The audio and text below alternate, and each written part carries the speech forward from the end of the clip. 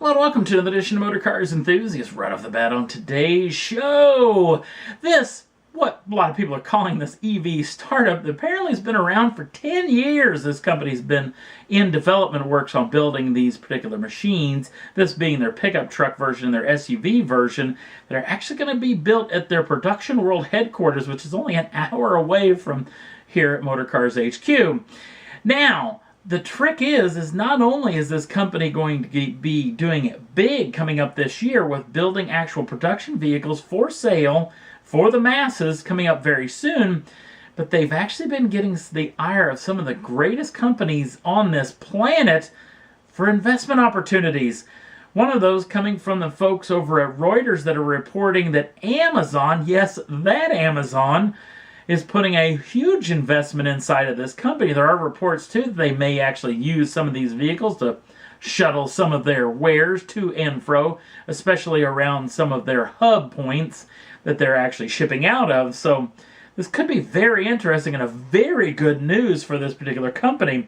Reuters is also reporting that another company has got their eyes on them, and possibly we may get an announcement possibly the week after the taping of this particular program. And it's General Motors. Yes, you heard me right. GM is looking to invest inside of this company. Now, if you know anything about EVs, a lot of it is done using what a lot of people like to call the skateboard, which is basically the batteries, all the electric drivetrain, wheels and tires, the whole deal. It's a rolling, running machine actually coming out, which is the bottom part of the vehicle. And you can actually place what in our industry talk is called the top hat, basically the body of the machine, where you could buy these skateboards from this particular company. Even Audi is doing their own skateboard deal, and be able to put this machine into existence very quickly. Could the possibility that we could get an all-electric Silverado coming out very soon? So we'll definitely keep you in tune, obviously, if there's some numbers that come out about this investment from Amazon, but also if there's the numbers and the announcement comes out from General Motors. We'll definitely keep you in tune. Sticking with the whole electrification theme, the announcement out of Ferrari that there'll be a V8 mid-engine hybrid coming out this year. Yes, the year of our Lord 2019. Now, this was earlier reported by the late Sergio Marchionne, who talked about hybrid technology be heading into Ferraris coming up very soon, and apparently this is the year. The odd thing is that the Geneva Motor Show is just around the corner, about a month away, but apparently it won't be coming out in Geneva, which is odd because Ferrari loves to show off stuff at that particular auto show. So apparently it's going to be a standalone event sometime in the year 2019 that we'll hear a little bit more about this. Now, there could be two possibilities of what this new hybrid drivetrain is going to be. Could it be the 488 successor, or the next generation of the 488?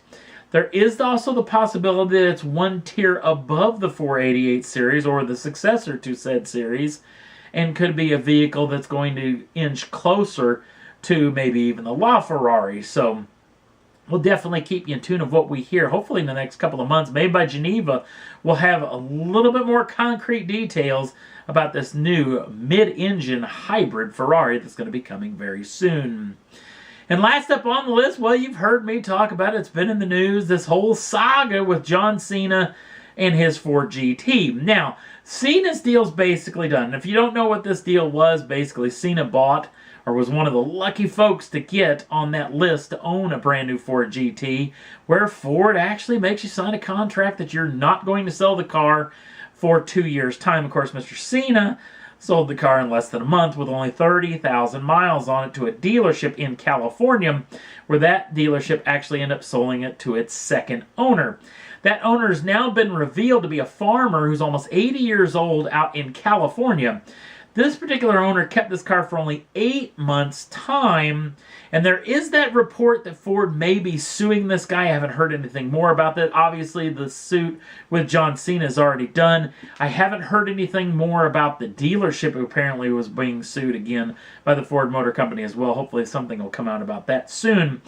But this 78-year-old farmer only kept the car for 8 months, putting right around 600 miles on it, and then selling it again at auction, this being at the Russo and Steele auction out in Monterey, California. The vehicle had 625 miles on it. Now, the third owner, and all this information is according to the folks over at topspeed.com, put a beautiful little timeline about this particular machine. This particular fella only kept this car for a month's time. Didn't put a single mile on him. I'm assuming the guy had to at least sit in the car, but didn't actually put a mile, or maybe just 1 mile on this car before it went across the block at the Mecum auction in Dallas, Texas. Now, I had a bidder's pass for Dallas, Texas. I wasn't even going to the auction, but it got sent to me by mistake, which I did like to make fun of in the last little Cena video where we talked about this particular machine. But that particular machine did not sell going across the block, but did sell afterwards at what they call the bid goes on desk. When I was at the Kissimmee, Florida Mecum auction just a month ago, sat right over next to the bid goes on desk. It's exactly what you would think. A big desk, a big station. They got huge touchscreens. You can actually peruse a lot of the cars that sold and didn't sell in the auction, and you can actually go up to the bid goes on desk and actually make a bid on that particular car. And if the owner accepts it, well, then you bought the car.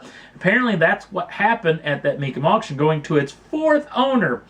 Now, it's been through 4 people. This guy only put 9 miles on, only kept it for 2 months before now he's consigned it again to another Mecum auction, where apparently I may get to see this particular car, because in May, Mecum comes to Indianapolis, Indiana for their big Spring Classic that they have every year. I think this is the 32nd year for the Spring Classic, where I may get to see this particular machine in the flesh. Now, when this car crossed the block in Dallas, Texas, they didn't actually talk about it on the television broadcast about exactly what this car is. I'm assuming it's definitely going to be brought up in the auction house. So I'm going to hopefully have some video of this particular machine coming up in May.